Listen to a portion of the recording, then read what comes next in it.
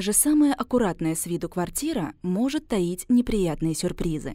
Плесень на стенах и потолке запросто может появиться не только в запущенном доме, но и во вполне ухоженном. Вот я отодвинула шкаф и вижу, что вся стена за ним поражена грибком. Мягко говоря, неэстетично. Плюс ко всему, развитие этого грибка вызывает ухудшение нашего самочувствия. Частые головные боли, снижение иммунитета, поражение дыхательных органов и аллергические заболевания.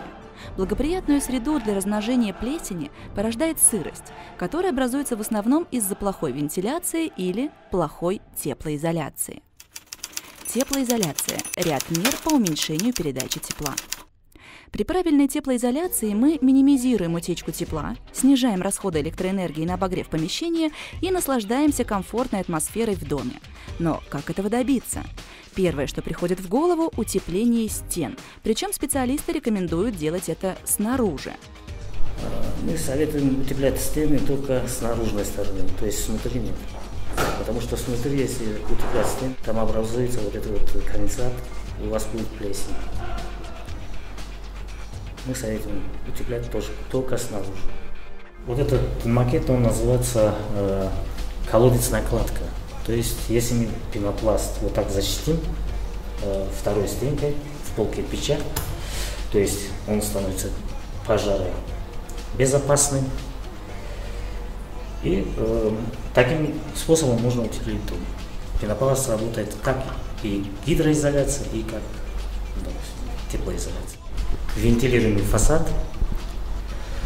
Так, если дом из панелей, бетонных панелей, как можно утеплить?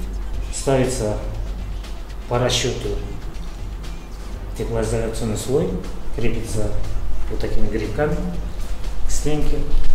И обязательно вот такой вот пароизоляционная, мембрана нужна. То есть у нас теплоизолятор, когда сухой, он хорошо работает. Если намокает, уже теряет свои способности. И то есть оставляется вот такой зазор для вентиляции.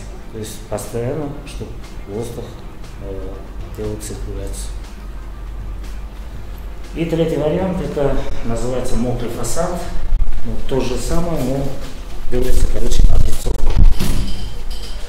Облицовка на теплоизолятор.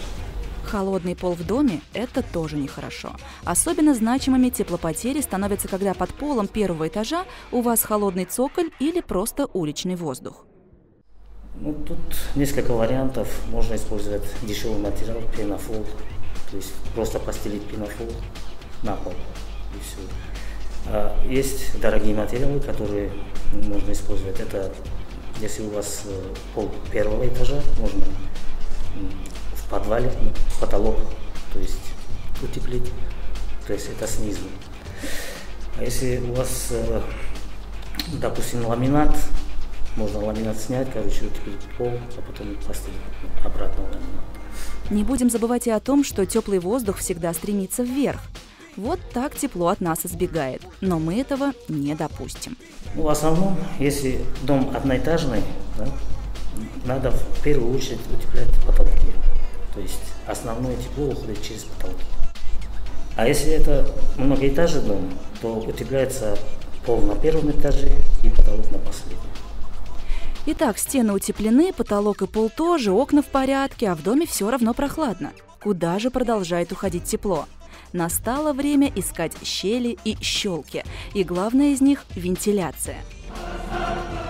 Можно у себя заняться, теплоизоляцией, того же окна, да, Если там щели, то можно закрыть силиконом или уплотняющие там материалы какие-то. Можно купить дешевые, вот эти поролоновые, да, самоклеющие. Можно чуть-чуть дорогие, вот эти силиконовые трубки, тоже самоклеющие. Да, возможно, многие из этих мер не дешевое удовольствие, но они будут экономить ваш бюджет впоследствии, ведь на отопление будет уходить в 2, а то и в 3 раза меньше средств. Итог – снижение энергопотребления на обогрев, теплая и комфортная обстановка в доме, а главное – никакой сырости и плесени. А что из них эффективнее? Эффективнее, если снутри? Да. Ничего. Не советую.